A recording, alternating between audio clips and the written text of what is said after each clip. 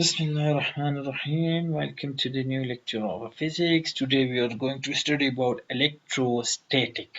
So, electrostatic is the combination of two words. So, electro mean electron, static mean in a rest form. So, electron which is in the rest form, that's called electrostatic. So basically electrostatic is the branch of a physics. So the branch of a physics which deal with the study of electric charge at rest. So the same as I told you, electron will be in the rest form, that's called electrostatic physics. Okay. So first of all, we will study about the electric charge so that we can understand about the type, property, and behavior of electric charge. So we know about electric charge. Electric charge were negative charge, and which we can set in the electron. And we have a free electron. When we have a free electron, due to free electron, we have an electric current, and the charge will flow in a conductor, and so on. This is all about the electric charge. One thing more, how we can find, how we can search, how we can make a negative charge, electric charge. So it's by using a atoms. So how we can make electric charge or electron, free electron? Let's see, we have a atom. Let's see, this is a atom, this is a nucleus, and this is atom, and this is a electron. Once this electron is going to release the outermost shell, and it's leave the atom, so this electron is called a free electron, and this is a electron which have a negative charge. So we can say the atom which lost the electron, did gain the positive charge, and the atom, let's say this is another atom, and the atom which gained the electron, that will gain the negative charge. So there's a positive atom, this is a negative because of losing electron and because of gaining electron. So this is about just a short concept, like it's in the chemistry. You study that in your school as well. So electric charge is a fundamental characteristic of a fundamental particle making up an object. Same the following or some experiment which will clear the idea about the electric charge. So one thing, we have a conductor. What is conductor? Or in a Persian we can say it hadi.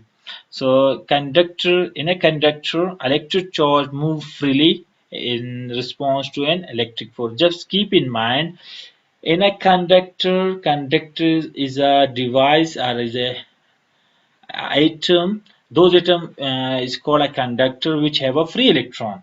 Yeah, the when we have a free electron and the free electron is moving in a device, so that device is called a conductor. Okay. Yeah, the ability of a body to allow the free electron to move in a object is called conductor. The second is insulator. غير هادي. The person we can say it in غير هادي.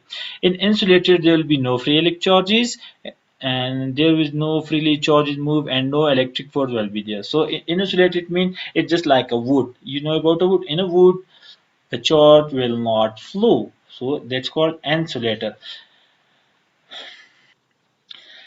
So now coming to the conduction process. What is conduction? Conduction means when a free electron or when a charge move in a conductor. That's called conduction. So experiment number one, charge by conduction. What does it mean? Let's see, we have a two glass rod. Let's see, rub a glass rod A with a silk cloth. You have a silk cloth.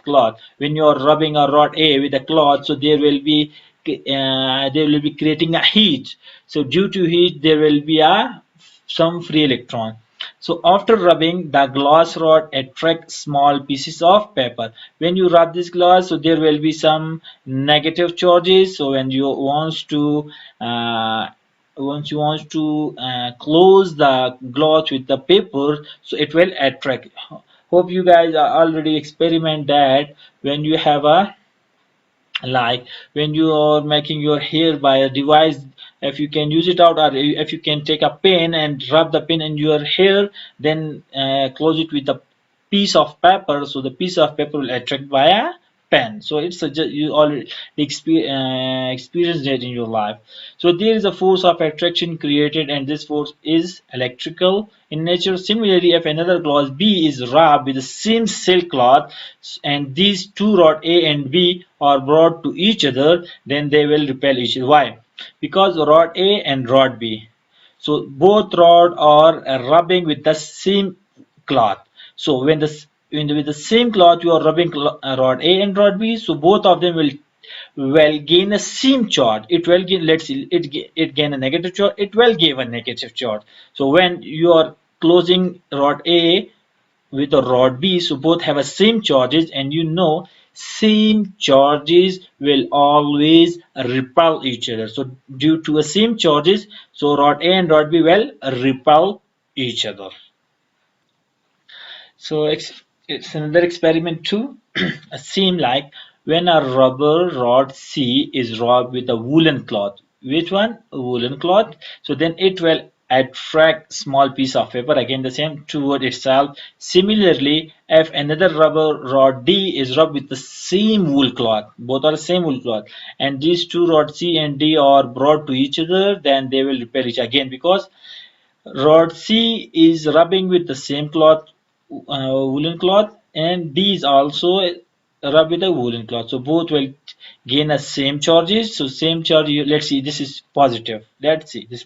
So both are the same charges, and same charges always repel each other. So this is called conduction, because initially you have a rod which don't have a free electron, and you rub the rod with the some cloth, kind of a cloth. So due to rubbing the rod with the cloth, your conductor is going to have some free electron. So having a free electron, this is called conduction process. Conduction process means how you can find a free electron in a conductor. So the most simple thing is just rubbing your conductor with the cloth, with the rubber, with your hair, with your cloth, etc. So your rod is going to be ionized. Ionized means your rod is going to be take a positive or negative charge. Okay, so we can call it ionization. Ionize. So now coming to charging by induction. So how is we have a neutral conducting sphere. Neutral conducting means there is no charge. Okay, let's see, this is your insulator. Negatively charged rubber rod. Okay, come close both of them, so both of them need to be come close. Electron will repel and move to the ground, what he's saying.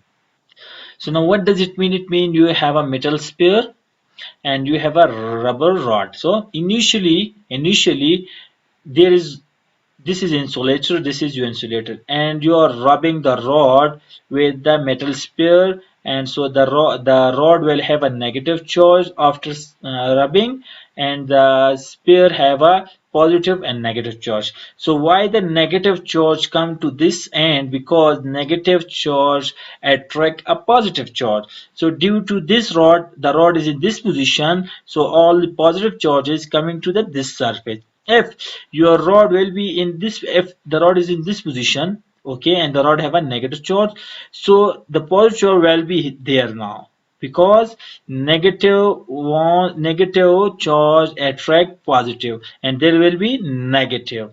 So this positive and negative is because of charge of rubber. If the rubber is a positive charge, so the negative will be here. If the rubber is going to be negative, so the positive will be here, because positive and negative attract each other. So your rubber and your sphere is going to be ionized now. So when you are closing both of them, so positive charge is coming, come close to the rubber rod, and the negative charge is left there. So this negative charge, using a ground wire, it will come to the ground. So the charge will start flowing to the ground. This is called charging by induction. So it's simple method. So now coming to the more important and topic is Coulomb law. Coulomb law, which is based on the force of attraction and repulsion. So one thing you guys need to keep in mind, the Coulomb law is based on static charges. What kind of charges? Static charges. Keep in mind, static charges. This is based on static charges. Okay, so what is the definition of a Coulomb law? So in a Coulomb law, we can say that we have a two charges, charge Q1 and Q2. It can be positive, it can be negative, doesn't matter. So it can be same, it can be opposite, it can be positive, positive, it can be negative, negative, it can be positive and negative. So the definition of Coulomb law is the force of attraction or the force of repulsion. Okay, because same charges are repel each other and opposite charges attract each other. So he's saying that the force of attraction or repulsion between two charges is always directly proportional to the product of their charges and inversely proportional to the square of the distance between them. Okay, this is the definition according to this law.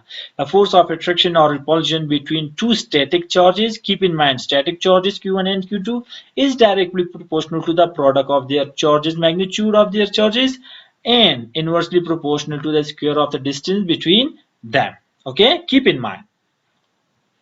So mathematically is the same example as I told you, data force of attraction or repulsion is directly proportional to the product of their charges and inversely proportional to the square of the distance between their charges. This is inversely proportional because in a directly proportional in this way, when charge is going to increase, force is going to increase. In this relation, when the charge and the force is going to increase, the distance is going to be reduced. Okay, it's just about the charge. When Q1 and Q2 is here, so when charge is going to increase, it means the force of attraction and repulsion is going to be increased, and when the distance between these two charges is going to be reduced, when it come close to each other, so the force of attraction or repulsion will going to be increased, because when the distance is reducing, so the force is automatically is going to be increased because it's a force, and Q1 is Q applying a force. Okay, so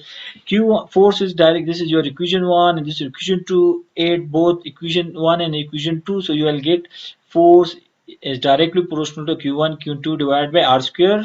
So when you want to remove the proportionality, you need to use a constant. So we will use a K.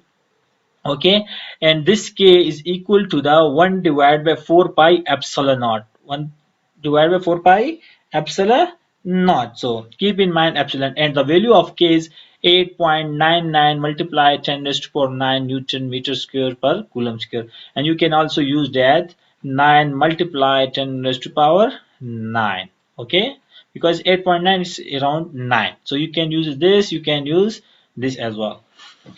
So where K is a constant of proportionality is known as electrostatic constant, and its value is equal to this one. So the Coulomb law can be written as, so the Coulomb can also be written in this form and can also be written in this form. So force is equal to 1 divided by 4 pi epsilon naught Q1 Q2 divided by R square. So one thing keep in mind about the epsilon naught.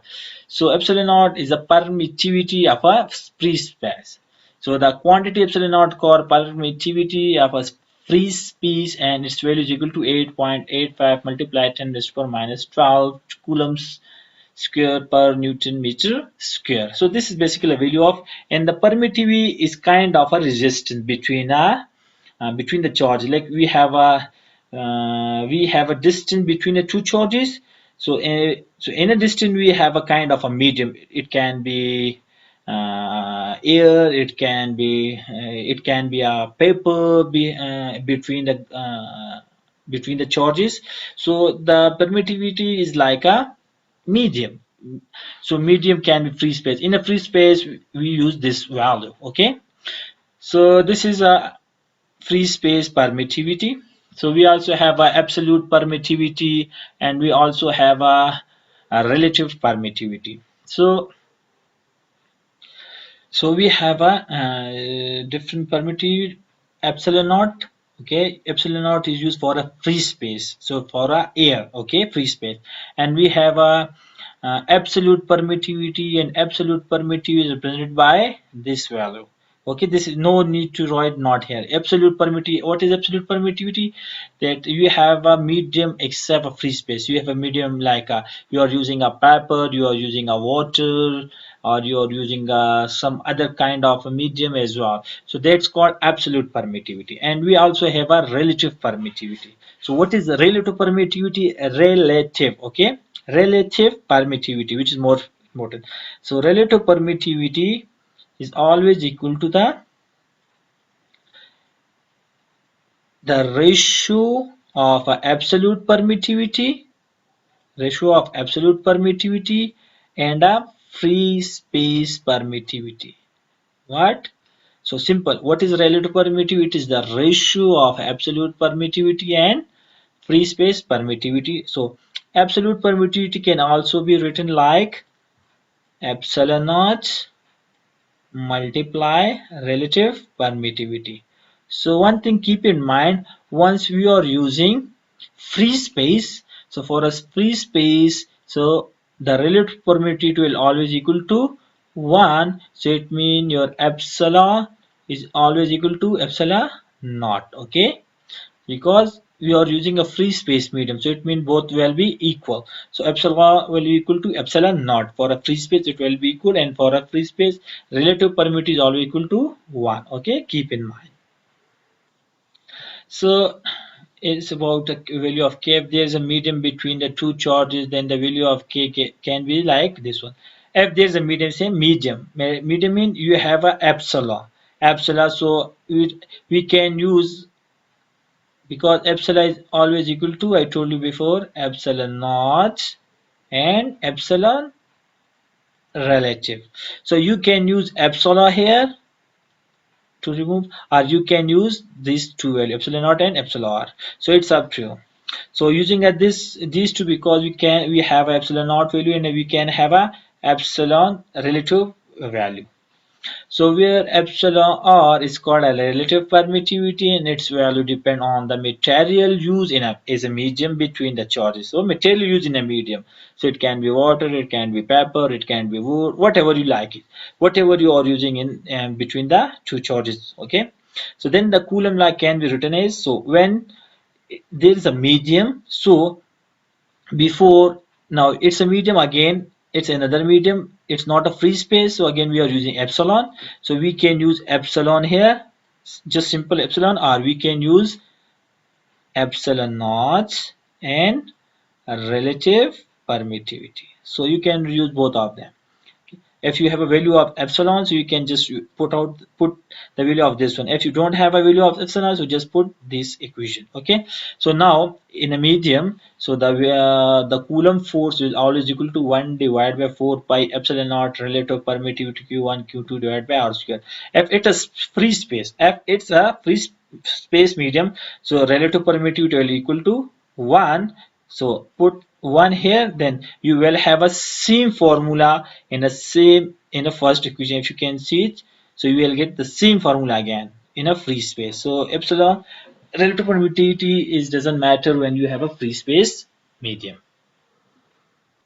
So now coming to this point, we have a charge one. So on a charge one, charge Q applying a force on charge one, Q3 is applying a force on charge one, Q4 is applying a force on Q1, Qn is applying a force on Q1. So when a Q2 is applying a force on a Q1, so we can say that F12. So the total force in this section, so to total force F is equal to F12. F12, what does it mean? That force due to charge Q2 on charge Q1.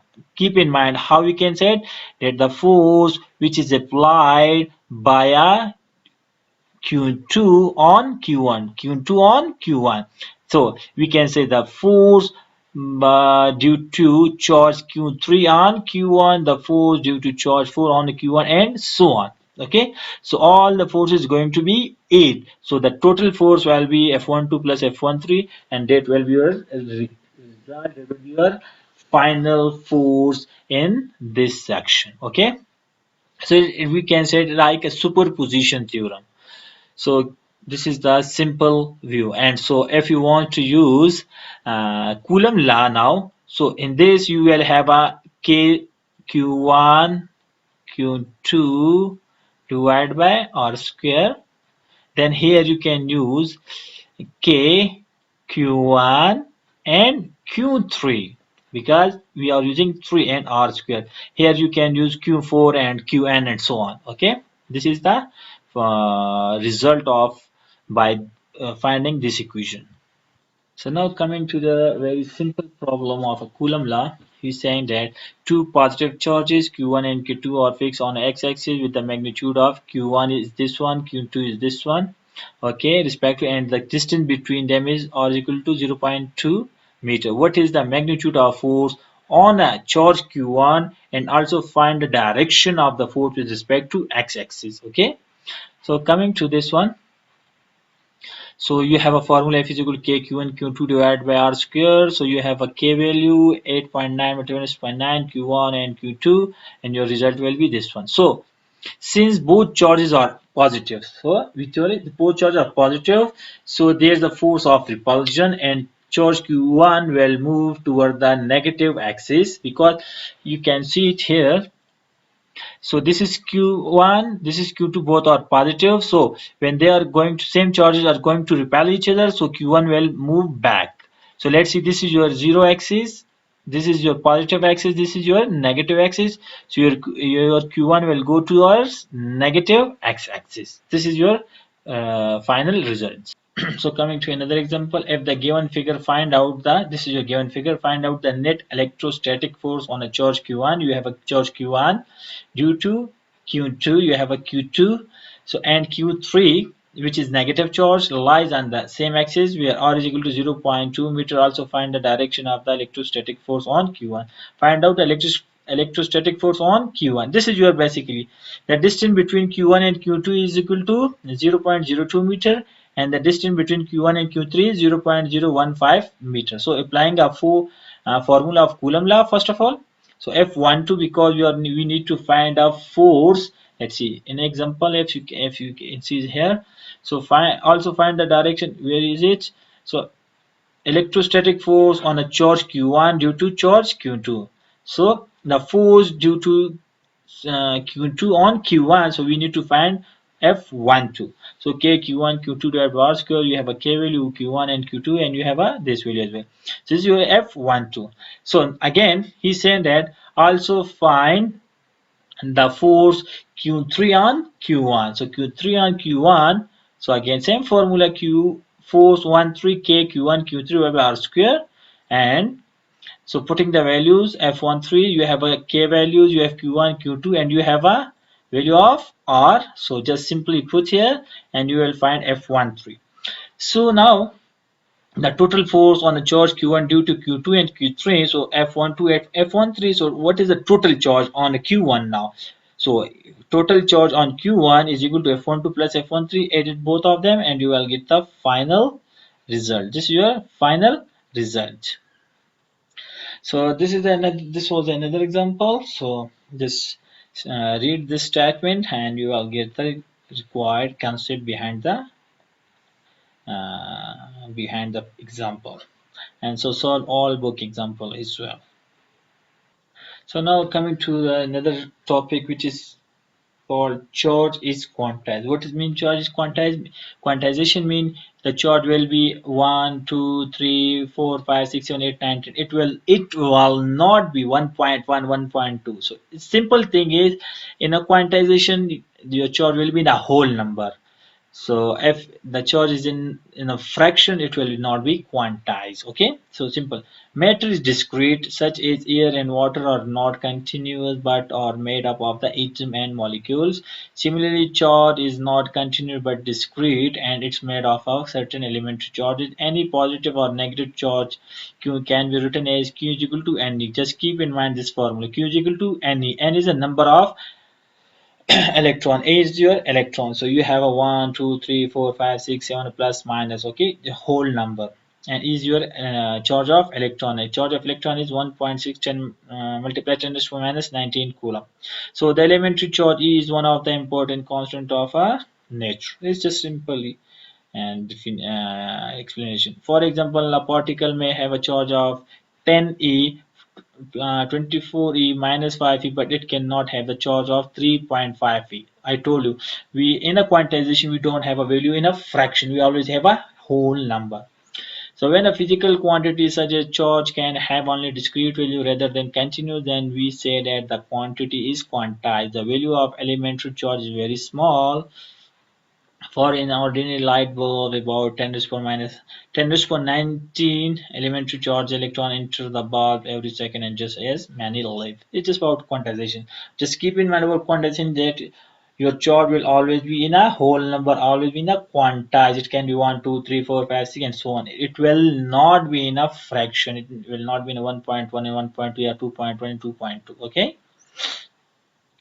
So another is charge is conserved. It means the value of a charge or the total charge in an atom is always be constant.